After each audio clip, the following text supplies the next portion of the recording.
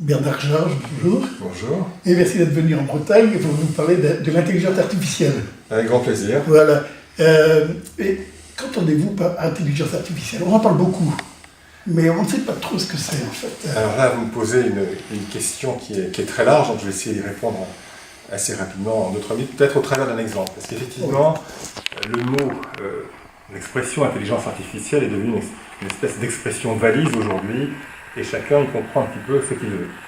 Alors je ne vais pas tout expliquer, je voudrais simplement insister sur une différence importante entre la notion de connaissance et la notion d'intelligence, comme on le perçoit d'ailleurs nous-mêmes sur le plan humain. Alors prenons simplement deux exemples très rapidement.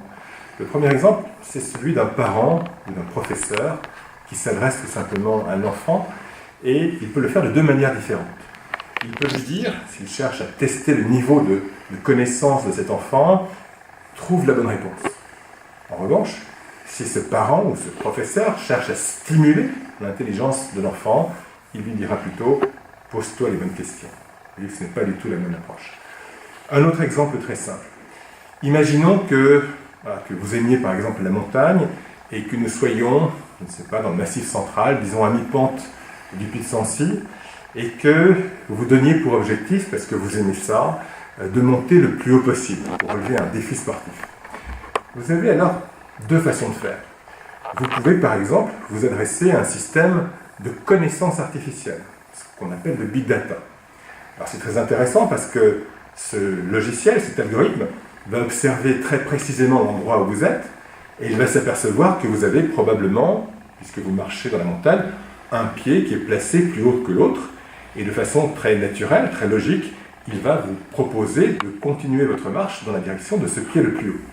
Et si vous suivez cette recommandation, vous avez de fortes chances d'ailleurs d'atteindre le sommet, à environ 1900 mètres d'altitude pour le Pic de Sancy, ou en tout cas de vous en approcher.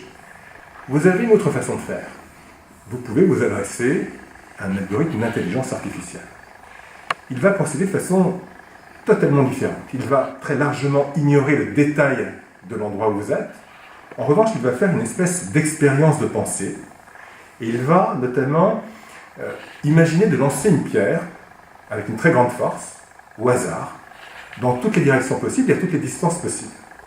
Et au bout d'un certain temps, il détectera très probablement à quelques centaines de kilomètres le Mont Blanc, à 4800 mètres d'altitude, et en poursuivant l'expérience, à quelques milliers de kilomètres, il détectera le Kilimandjaro en Afrique, à 6800 mètres d'altitude, ou encore un peu plus loin, en Asie, l'Everest à 8800 mètres d'altitude.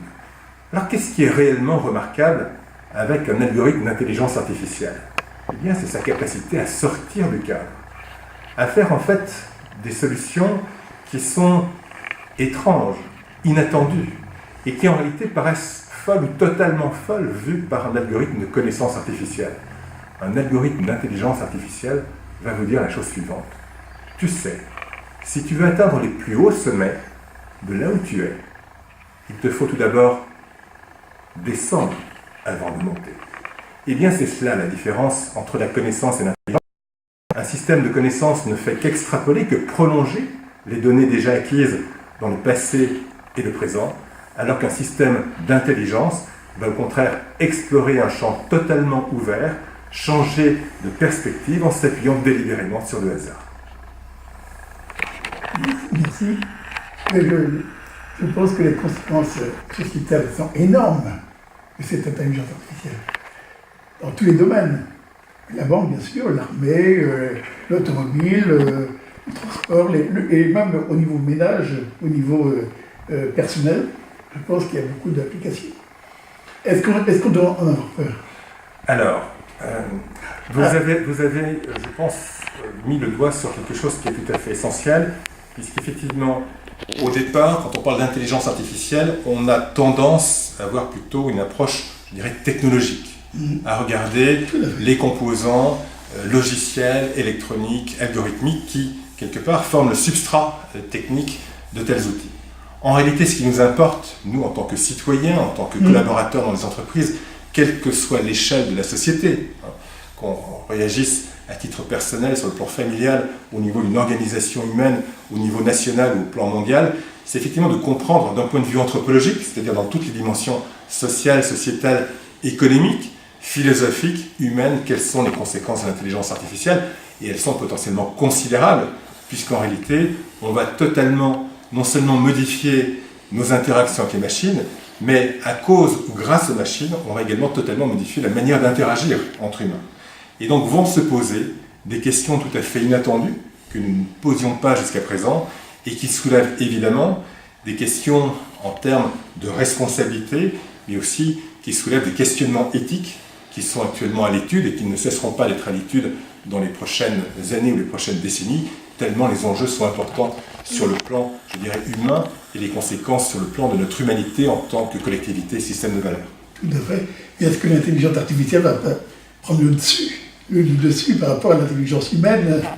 Alors, c'est un grand débat, je ne saurais pas répondre à votre question. En tout cas, c'est un risque. Ce risque n'est pas certain. Il est important pour nous, précisément, au plan individuel et au plan de la société. Donc, il y a un enjeu démocratique derrière. Il doit y avoir un débat d'ordre démocratique dont on doit absolument s'emparer, et encore une fois, à toutes les échelles d'organisation, pour que cette question soit posée, soit réellement débattue, et qu'on essaie d'associer dans une logique inclusive l'ensemble des humains à cette réflexion, tant les conséquences sont importantes. Alors, il ne faut pas se faire d'illusions, on est dans quelque chose qui sera très ambivalent, on le voit déjà aujourd'hui, il y a des effets collatéraux, notamment sur l'emploi, et des effets qui seront inévitables, mécaniquement, de par la logique des organisations humaines actuelles ou la logique de l'économie mondiale. Pour autant, ce n'est pas inéluctable, et on peut aussi essayer de compenser un certain nombre d'effets négatifs par, au contraire, des démarches beaucoup plus positives qui viseront, comment dire, peut-être une certaine forme de progrès sur le plan humain, et on voit déjà se dessiner la possibilité, effectivement, d'améliorer la condition d'un certain nombre de personnes ou d'organisations grâce à de tels outils. Mais encore une fois, ce n'est pas l'outil tout seul qui va déterminer quoi que ce soit, c'est l'usage que nous en ferons individuellement et surtout collectivement. Ok, merci. Merci à vous. Merci. Merci de votre invitation. Surtout.